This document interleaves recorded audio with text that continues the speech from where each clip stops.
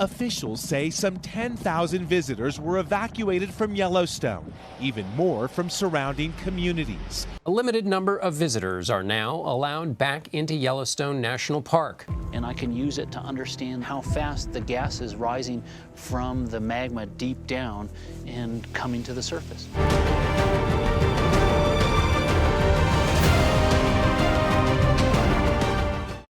Sous le cadre paisible du parc national de Yellowstone, aux États-Unis, se cache une énorme chambre magmatique. Elle est à l'origine des geysers et des sources chaudes qui caractérisent la région. Mais pour les scientifiques de la NASA, elle représente également l'une des plus grandes menaces naturelles pour la civilisation humaine telle que nous la connaissons, un supervolcan potentiel. Selon la NASA, les supervolcans sont nettement plus dangereux que les astéroïdes en tant que danger naturel pour la civilisation humaine. Un scientifique de la NASA a récemment révélé quelque chose d'alarmant sur le supervolcan de Yellowstone, ainsi que sur les intentions de la NASA à son égard. Quelle est exactement cette révélation surprenante?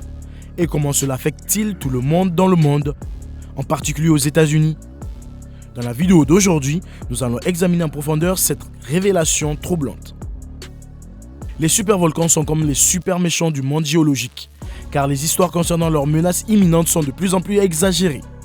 Les éruptions massives constituent en effet une masse sérieuse, mais de nombreuses idées fausses circulent à leur sujet. L'United States Geological Survey classe un volcan comme super s'il a produit au moins une explosion qui a expulsé plus de 240 000 cubes de matière, soit un peu plus de 2 fois le volume du lac Erie.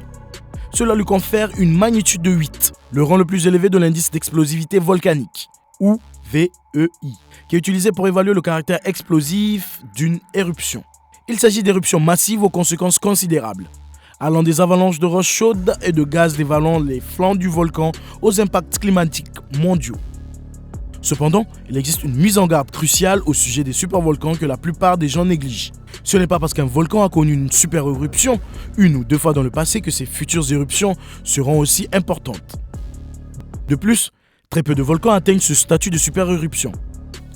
Selon l'USGS, aucune des 5000 éruptions avec un VEI attribué qui se sont produites au cours des 10 000 dernières années n'a atteint le VEI 8. Alors que des dizaines de volcans peuvent entrer en éruption un jour donné dans le monde, les scientifiques n'ont enregistré que 42 éruptions de VEI 8 ou de niveau 7 au cours des 36 derniers millions d'années.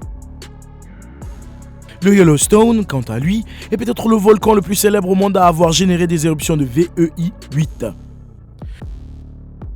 Ce mastodonte géologique a connu au moins 3 éruptions massives au cours de son histoire.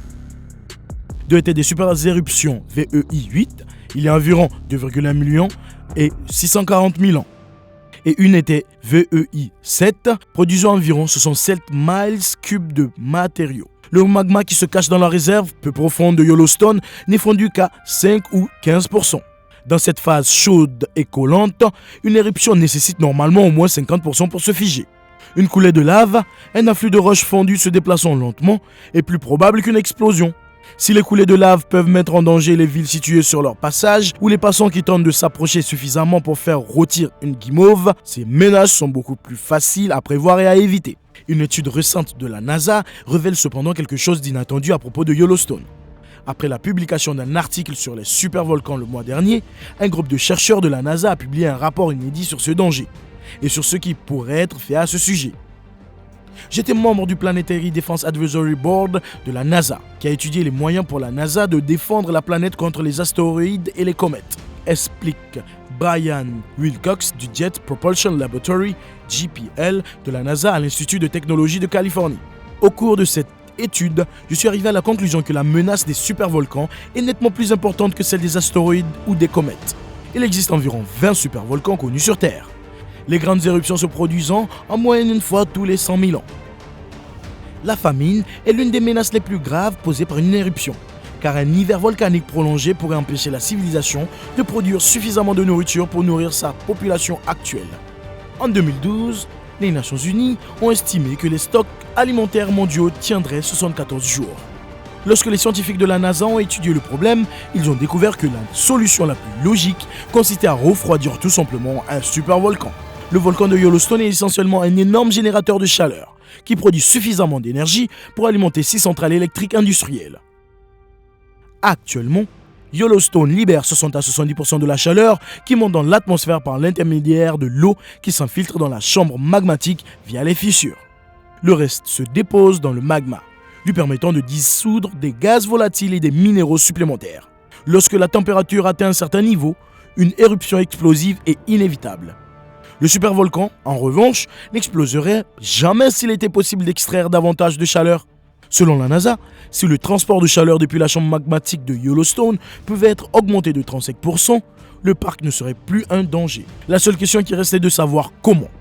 Une solution consisterait simplement à ajouter de l'eau au supervolcan. Cependant, il serait presque impossible de persuader les législateurs de soutenir une telle entreprise. Construire un grand aqueduc en amont d'une région montagneuse serait à la fois coûteux et difficile, et les gens ne veulent pas que leur eau soit dépensée de cette façon, explique Will Cox. Les gens ont désespérément besoin d'eau dans le monde entier et donc un grand projet d'infrastructure, où la seule façon d'utiliser l'eau est de refroidir un supervolcan, serait très controversé. À la place, la NASA a une stratégie entièrement nouvelle. Elle pense que creuser jusqu'à 10 km à l'intérieur du supervolcan et pomper de l'eau à haute pression vers le bas serait l'option la plus réalisable. L'eau circulante reviendrait à une température d'environ 350 degrés Celsius, 662 degrés Fahrenheit, drainant progressivement la chaleur du volcan jour après jour. Alors qu'un tel projet coûterait environ 3,46 milliards de dollars, 2,69 milliards de livres sterling, il y a une astuce intrigante qui pourrait persuader les législateurs de s'engager. Will Cox estime que Yellowstone émet environ 6 gigawatts de chaleur en ce moment. En forant de cette manière, on pourrait créer une centrale géothermique qui produit de l'énergie électrique à des prix extrêmement compétitifs d'environ 0,10 $ le kilowatt. Il faudrait inciter les entreprises géothermiques à forer un peu plus profondément et à utiliser de l'eau plus chaude que d'habitude. Mais vous rembourseriez votre investissement initial et obtiendrez de l'électricité qui pourrait alimenter la zone environnante pendant une période pouvant atteindre des dizaines de milliers d'années. Et l'avantage à long terme est que vous empêchez une future éruption de supervolcan qui dévasterait l'humanité. Cependant, le forage dans un supervolcan comporte des dangers potentiels. Plus précisément, provoquer l'éruption que vous tentez d'éviter. Le plus important est de ne pas faire de mal, explique Will Cox. Si vous percez le sommet de la chambre magmatique et essayez de la refroidir à partir de là, ce serait très risqué. Cela pourrait rendre le couvercle de la chambre magmatique plus fragile et enclin à la rupture. Et vous pourriez déclencher la libération de gaz volatifs nocifs dans le magma au sommet de la chambre, qui ne serait pas libéré autrement. Ceux qui lancent un tel projet, d'autre part, ne le mèneront jamais à terme, et ils n'auront aucune idée de sa réussite de leur vivant. Refroidir Yellowstone de cette manière prendrait des dizaines de milliers d'années et se produirait au rythme d'1 mètre par an. Bien que la chambre magmatique de Yellowstone n'ait pas besoin d'être gelée pour ne plus présenter de danger, il n'y a aucune garantie que l'entreprise réussisse avant des centaines, voire des milliers d'années. Cependant, si l'on veut éviter une catastrophe, une telle réflexion et une telle planification à long terme peuvent être la seule option. Dans le cadre d'un projet de ce type, le processus est lancé et le principal avantage permanent que l'on peut constater au quotidien est cette nouvelle source d'énergie électrique, ajoute M. Will Cox. Une telle stratégie pourrait être appliquée à tous les supervolcans actifs de la planète. Et les scientifiques de la NASA espèrent que leur projet suscitera des discussions scientifiques plus pratiques et un débat sur la manière de faire face à cette menace. Malgré ces doutes, la proposition mérite d'être étudiée, d'autant plus que Yellowstone n'est qu'un des quelques 20 supervolcans de la planète. La NASA espère que leur proposition suscitera des discussions et des débats plus réalistes sur les mesures à prendre concernant ces structures massives avant une éruption qui pourrait plonger la Terre dans un hiver volcanique. Ces dernières années, les géologues ont commencé à utiliser le terme super-éruption pour désigner les éruptions volcaniques explosives qui éjectent 10 000 fois la quantité de magma et de cendres éjectées par le mont St. Helens, l'une des éruptions les plus explosives de ces dernières années. Bien qu'une éruption d'une telle ampleur soit difficile à imaginer, la surface de la Terre a conservé des traces claires de plusieurs super-éruptions massives. De nombreux continents ont été recouverts d'épaisses couches de cendres, d'énormes caldeiras creusées, des cratères pouvant atteindre 100 km de diamètre laissés par l'effondrement d'un volcan après avoir vidé toute sa chambre magmatique en une seule fois. Rappellent brutalement les précédentes super-éruptions en Indonésie, en Nouvelle-Zélande, aux États-Unis et au Chili. Les éruptions de ces supervolcans préhistoriques ont dévasté de vastes zones. Le mont Toba, à Sumatra, est entré en éruption il y a 74 000 ans. libérant 700 miles cubes, 2800 km3 de lave et laissant une épaisse couche de cendres sur toute la région. En comparaison, la quantité de magma éjectée par le mont Krakatoa en Indonésie en 1883, l'une des plus grandes éruptions documentées, était d'environ 12 km3. Les volcanologues tentent toujours de trouver des réponses à de nombreuses questions sans réponse sur les supervolcans. Par exemple, quelles sont les causes de leurs éruptions? Et pourquoi attendent-ils que leurs chambres magmatiques atteignent des volumes aussi énormes avant d'entrer en éruption? Comment leur composition se compare-t-elle à celle des éruptions précédentes bien connues? Que pouvons-nous faire pour prédire quand le prochain supervolcan entrera en éruption? Mais une chose est sûre, si les super éruptions existent, elles sont incroyablement rares et les chances qu'une éruption se produise au cours de la vie de quiconque regarde cette vidéo sont extrêmement faibles. La super éruption la plus récente s'est produite en Nouvelle-Zélande il y a environ 26 000 ans. L'incident le plus récent est l'éruption dévastatrice du mont Toba, il y a environ 74 000 ans. Les géologues ont découvert les traces d'une cinquantaine de super éruptions, mais les équipes étudient activement un certain nombre d'autres hypothèses. Ce nombre peut sembler élevé. Cependant, un groupe de scientifiques a découvert que seulement 1,4 super éruptions se produisent tous les millions d'années lorsqu'ils ont calculé la fréquence prévue des éruptions en comparant tous les supervolcans connus.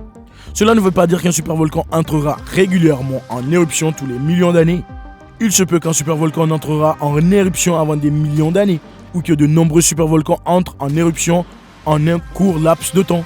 Les archives géologiques montrent que les supervolcans se forment en grappes, mais ces grappes ne sont pas suffisamment régulières pour permettre de prédire les futures éruptions.